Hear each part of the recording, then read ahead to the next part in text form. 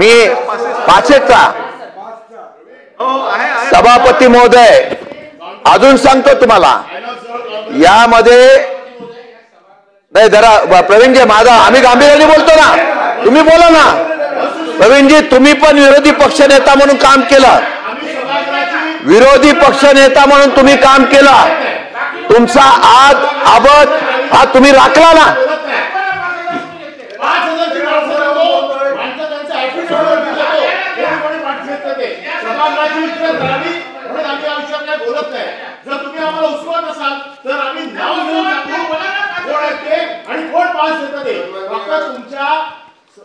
कार्यालयाची इज्जत जाऊ नये, त्याची इज्जत जाऊ नये यासाठी आम्ही देखील गप्प आहोत. आम्ही आपल्याकडे याची तोंडी तक्रार देखील केलेली आहे. पण जर आपली इच्छा असेल तर आज दुपारपर्यंत आम्ही नाव घेऊन सांगू कोणी कोणी पास विकते, कसे पास विकले जात आहेत, त्याची मोडस ऑपरेंडी काय आहे, कुठून पैसे भरले जातात, कोणाकडे जातात, पहिल्या गेटमध्ये किती द्यावे लागतात, दुसऱ्या गेटमध्ये किती द्यावे लागतात. आमची ही इच्छा नाहीये. तुम्ही काय आम्हाला उचकवताय याच्यामध्ये? सभापती महोदय, सभागृहामध्ये 289 वरचा मुद्दा सन्मान्य शशिकांत शिंदे साहेब उपस्थित करतायत.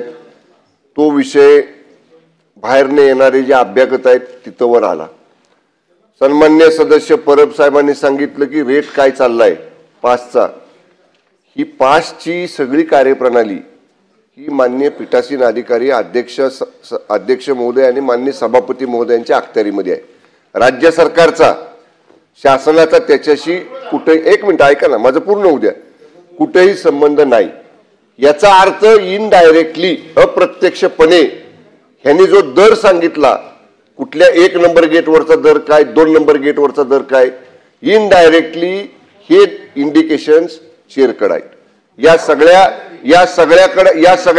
एक मिनिट ऐका, आता तुमचंही ऐकलं आमचंही ऐका.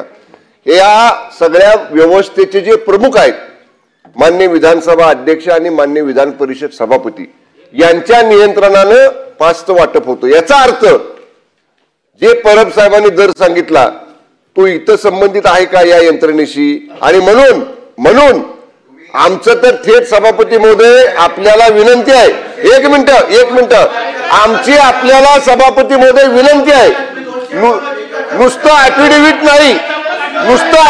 नाही, ऐका ना. आता कसं तुम्ही आरोप केला एक बाजूनं, आमची पण बाजू, आणि आम्हाला सभापतींनी संधी दिली ना. चर्चा सुरू आहे. सभापती महोदय तुम्ही नुसतं ऍफिडेव्हिट नाही, त्यांनी पुरावा द्यावा. आम्ही सांगतो आपल्याला, त्यांनी पुरावा द्यावा. आणि एक मिनिट, आणि आपण जर आदेश दिले तर कुठल्याही पोलीस यंत्रणेकडनं त्यांनी दिलेल्या पुराव्याची चौकशी केव्हाही करायची सरकारची तयारी आहे. केवळ असं भडक वक्तव्य करायचं आणि या यंत्रणेला आक्षेप घ्यायचा हे पूर्णपणे चुकीचं. त्यांनी द्यावं, त्यांनी पुरावे द्यावे, त्यांनी नावं द्यावी, त्यांच्याकडे व्हिडिओ रेकॉर्डिंग असेल, त्यांच्याकडे छुप्या कॅमेऱ्यातनं केलेलं रेकॉर्डिंग असेल, सगळं त्यांनी द्या. आपण सांगाल त्या यंत्रणेकडनं सरकारची या प्रकरणाची चौकशी करायची तयारी आहे. कंटिन्यू करा. मी परत सांगतो, या सदनाच्या उच्च सभापतींनी सुद्धा खाली आदेश दिले होते. त्यांनी सांगावं, प्रशासनाला आदेश दिले होते की गेट पास बंद करून टाका. सभापतींनी आदेश दिल्यानंतर सुद्धा गेट पास कोणी चालू केले त्याची चौकशी करा. इतकी माणसं आम्हाला बोलून दे ना, त्यांनी उत्तर देतील. आम्हाला बोल असं आहे प्रवीणजी, आम्ही भूमिका मांडतो ना. एवढी जर सभापतींनी, मी प्रामाणिकपणाने सांगतो, सभापतींची भावना चांगली असेल, त्यांनी निर्देश दिलेले होते मागच्या वेळेला, इतकी गर्दी आली कशी? मग कोण मंत्री असतो तो सांगतो येऊन द्या कार्यकर्त्यांना. एका मंत्र्यांनी मला सांगितलं, तुम्हाला सांगतो, एक जण पास घ्यायला गेला, मंत्र्यांनी सांगितलं, मी नाव घेत नाही, नेत्यांचं नाव घेत नाही, की पास देता येत नाही. 1 तासाने तोच कार्यकर्ता त्यांच्या समोर हजर राहिला आणि बोलला, मी आलो. बोला, कसा आला तू? नाही बोला, आलो. कसा आलो ते विचार नका, पण मी आलो. त्या कार्यकर्त्याच्या समोर सभापती महोदय काय राहिला असेल की मला मंत्र्यांनी पास नाही दिला, मला सभापतींनी पास नाही दिला, पण मी आलो ना. ही त्रुटी आहे, ही त्रुटी आहे.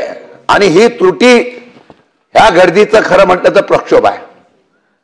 आता तुम्ही काल तो म्हणता प्रकार झाला,